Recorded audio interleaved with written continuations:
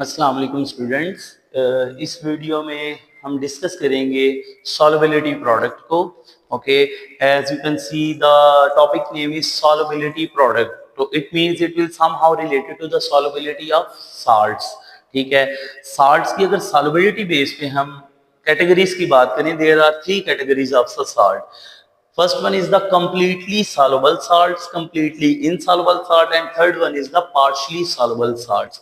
Completely soluble salts students वो होते हैं जिनको आप वाटर में डिजॉल्व करें, नॉर्मल टेम्परेचर में स्टीर करें और वो completely वाटर में डिजॉल्व हो जाएं, वो सेटल डाउन होते हुए यहाँ अलग से आपको सोल्यूशन में नजर नहीं आएंगे. ठीक है, सिमिलरली और कंप्लीटली इनसॉल्युबल साल्ट्स ऐसे साल्ट्स होते हैं जो नॉर्मल टेम्परेचर में अगर आप इनको वाटर में ऐड करें, जितना मर्जी डिजॉल्व करें, ये डिजॉल्व नहीं होंगे रादर देन कि आप टेम्परेचर चेंज करें.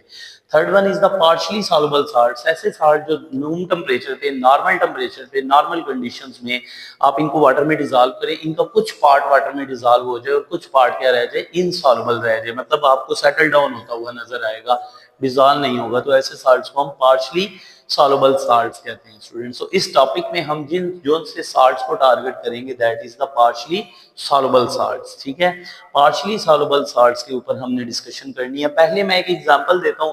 देखिए स्टूडेंट्स, ये तो कंप्लीटली इनसॉल्युबल साल्ट्स हैं, इनकी तो बात ही नहीं हम कर सकते बिकॉज इनका सॉल्युबिलिटी के साथ कोई लिंक ही नहीं है. ठीक है, हाँ हमारे पास जो है कंप्लीटली सॉल्युबल साल्ट्स की हम बात करें तो सोडियम क्लोराइड है फॉर एग्जांपल हमारे पास. अगर आप इसको वाटर में डिजॉल्व कर दें तो हमें पता है ये कंप्लीटली आयोनाइज्ड हो जाएगा. ठीक है, अगर आप थोड़ी देर बाद देखेंगे जब डिजॉल्व होगा तो इस फॉर्म में ये आपको 0% मिलेगा, इस फॉर्म में ये 100% मिलेगा. आयंस की जो फॉर्म होती है that is dissolved form in water, और ये फॉर्म कौन सी होगी, अनडिजॉल्व्ड फॉर्म, मतलब ये खत्म हो जाएगी. वाटर अपनी आयंस की साल्ट की फॉर्म में तो रहेगा ही नहीं, वो आयंस की फॉर्म में चेंज हो जाएगा, सॉरी साल्ट. सेकेंडली, हम एक ऐसे साल्ट को डिस्कस करने जा रहे हैं that is partially soluble in water. Partially का मतलब है उसका कुछ पार्ट डिजॉल्व होगा वाटर में और कुछ पार्ट क्या रहेगा, इनसॉल्युबल रहेगा, मतलब वो सेटल डाउन हो जाएगा, ये आपको सॉल्यूशन के अंदर सेपरेटली नजर आएगा. ठीक है, फॉर एग्जांपल उसमें हमारे पास एग्जांपल है कैल्शियम फ्लोराइड. अब आप जब इसको रूम टेम्परेचर में एक ग्लास वाटर में डिजॉल्व करेंगे तो उसका कुछ पार्ट आपको सॉल्यूशन में डिजॉल्व होता हुआ, सॉल्यूशन का कलर चेंज होता हुआ नजर आएगा पानी का, और कुछ पार्ट ऐसा होगा आप जैसे ही उसको स्टीरिंग छोड़ेंगे तो कुछ पार्ट आपको नीचे सेटल डाउन होता हुआ नजर आएगा. तो ऐसे साल्ट्स को हम बोलते हैं कैल्शियम फ्लोराइड. डिजॉल्व करके आपने जितना भी किया था उसमें एक टाइम ऐसा आएगा जब फर्दर अमाउंट जो है आयंस में कन्वर्ट नहीं होगी, या जितनी अमाउंट आयंस में कन्वर्ट हो रही है उतनी अमाउंट क्या आ रही है, अनआयनाइज्ड फॉर्म में भी आ रही है. So this is called the dynamic equilibrium इसमें ऑब्टेन हो जाएगा, जिसमें ये पार्ट होगा डिसॉल्व्ड इन वाटर और ये पार्ट होगा जो सेटल डाउन हो जाएगा, जो इनसॉल्युबल पार्ट रहेगा. स्टूडेंट, इस पार्ट के लिए, इस इक्वेशन के लिए, डायनामिक इक्विलिब्रियम पे हम इसके इक्विलिब्रियम इक्वेशन लिख सकते हैं.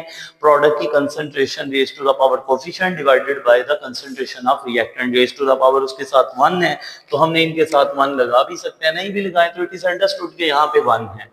ठीक है स्टूडेंट, इस टाइम पे हम ये जो आपका डिनोमिनेटर है इसको मल्टीप्लाई करेंगे के सी के साथ, तो that is K C into CaF2 is equal to concentration of ions. Student, इस पूरे को, इसको हम कंबाइनली क्या नाम दे देंगे, KSP, constant of solubility product. KSP is equal to आ जाएगा स्टूडेंट्स आपके पास Ca+2 and F negative raise to power square. ठीक है, ये हमारे पास स्टूडेंट्स आ जाता है सॉल्युबिलिटी प्रोडक्ट. ठीक है, या इसको एक कांस्टेंट वैल्यू होती है, हर सॉल्यूशन के लिए स्पेसिफिक वैल्यू है, टेम्परेचर डिपेंडेंट है. टेम्परेचर चेंज करेंगे तो फिर सॉल्युबिलिटी प्रोडक्ट चेंज हो जाएगा बिकॉज फिर ब्रेकडाउन ज्यादा होती है या इक्विलिब्रियम डिस्टर्ब होता है टेम्परेचर से according to Lee चैटले principal.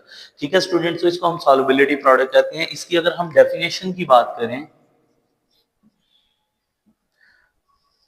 Students, ये किसका प्रोडक्ट है, it is the product of concentration of ion raise to power quotient involved in dissociation, balance dissociation equation of a partially soluble salts. ठीक है students, तो ये क्या है, product of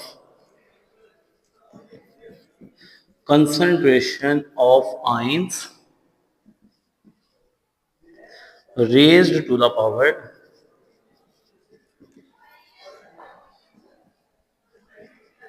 quotient coefficient involved in balance dissociation equation कौन से salts की of आ partially soluble salts। स्टूडेंट हमारे पास एक पार्शियली सॉल्युबल साल्ट था, उसकी हमने डिसोसिएशन इक्वेशन लिखी, फिर उसमें जो हमारे पास आयंस आए थे उनका हमने प्रोडक्ट लिया और प्रोडक्ट के अंदर हमने पावर्स लिखी हुई हैं, कौन सी पावर जो बैलेंस केमिकल इक्वेशन में उन आयंस के साथ क्वोशंट थे, इनको स्टूडेंट्स क्वोशंट कहते हैं। कौन से salt? Partially soluble salt. This is the definition of solubility product. Student आपको कोई भी साल्ट दे देते हैं, आप इजीली उसका सॉल्युबिलिटी प्रोडक्ट लिख सकते हैं अगर उसमें जो एनाइंस हैं उनकी कह लें कि जो वैलेंसी होगी वो 1 होगी। फॉर एग्जांपल इसके लिए सिंपली इक्वेशन लिखी जाती है, ए आपके पास एक साल्ट है उसके साथ m है, बी के साथ n है। फॉर एग्जांपल स्टूडेंट्स आप ये कंसिडर कर लें कि ए एक कैटायन है और बी एक एनायन है। अब आपने करना क्या है बेटा, देखें सिंपल सा, आपने इसको ए से मल्टीप्लाई कर देना जब इधर लिखना है, मतलब Ma, और ए की पावर में आपने इसको प्लस फॉर्म में लिख देना है, प्लस n प्लस आप क्या करेंगे स्टूडेंट, इसको इससे मल्टीप्लाई करें मतलब NB, और पावर में आप m को लिख देंगे नेगेटिव फॉर्म में। ठीक है स्टूडेंट, बट ये भी कॉन्सेप्ट लिमिटाइज है, हर साल्ट के ऊपर ये नहीं लग सकता, सल्फेट्स वगैरह पे। ठीक है, यानी ये फ्लोराइड हो गया, क्लोराइड हो गया, जो आपके कह लें कि पीरियोडिक टेबल के 7th ग्रुप के जो साल्ट हैं, हैलोजेंस के जो साल्ट है, उन पे ये इजीली आप ये वाला कॉन्सेप्ट लगा सकते हैं। अब इसके लिए अगर हम KSP लिखें तो हमें स्टूडेंट्स क्या करना पड़ेगा, सिंपली ये जो आपके पास आयन है A की पावर प्लस m और उसके ऊपर पावर क्या n, सॉरी, और उसके ऊपर पावर क्या लिखनी पड़ेगी हमें m, और सिमिलरली यहाँ B की पावर माइनस m और उसके ऊपर पावर क्या लिखनी पड़ेगी n। इस तरह आप कोई भी इक्वेशन लिख सकते हैं इजीली। फॉर एग्जांपल मैं आपको एक और साल्ट बताता हूँ, तो PbCl2 हमारे पास एक पार्शियली सॉल्युबल साल्ट है। स्टूडेंट देखा जाए तो इसके साथ क्या है 1, तो इधर आ जाएगा 1 और साथ में पीबी के ऊपर ये क्या है 2, तो इधर हम लिखेंगे +2 प्लस इसके साथ स्टूडेंट्स क्या है, पहले ये 2 इंटू Cl और इसके ऊपर ये पावर माइनस की फॉर्म में।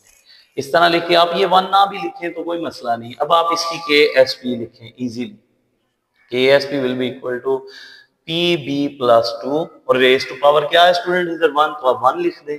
Similarly Cl negative raise to power 2।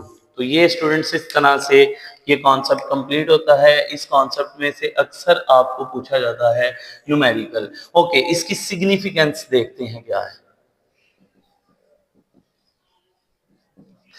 ये जो टॉपिक है सॉल्युबिलिटी प्रोडक्ट, ये आपको किस चीज के बारे में बताता है, एक पार्शियली सॉल्युबल साल्ट है। पार्शियली सॉल्युबल का मतलब उसका कुछ पार्ट वाटर में डिसॉल्व होगा और कुछ नहीं होगा, उनमें से भी कुछ हो सकता है 40% डिसॉल्व हो, कुछ 60% हो, कोई 80% हो। तो अगर सॉल्युबिलिटी जो प्रोडक्ट होगा KSP की जो वैल्यू होगी वो डायरेक्टली प्रोपोर्शनल होगी किसकी, सॉल्युबिलिटी के। स्टूडेंट फॉर एग्जांपल मेरे पास एक साल्ट है A और उसकी KSP वैल्यू है मेरे पास, फॉर एग्जांपल हम कुछ भी कंसिडर कर लेते हैं 1 इंटू 10⁻⁻⁴। एक और मेरे पास साल्ट है B, उसकी KSP स्टूडेंट वैल्यू है 1 इंटू 10⁻⁵। तो आपसे पूछेगा कौन से वाला साल्ट वाटर में ज्यादा सॉल्युबल होगा, तो डेफिनेटली जिसकी KSP वैल्यू बड़ी होगी स्टूडेंट, तो A वाला ज्यादा सॉल्युबल होगा, B वाला क्या होगा, लेस। ये क्या होगा, ग्रेटर, मोर सॉल्युबल।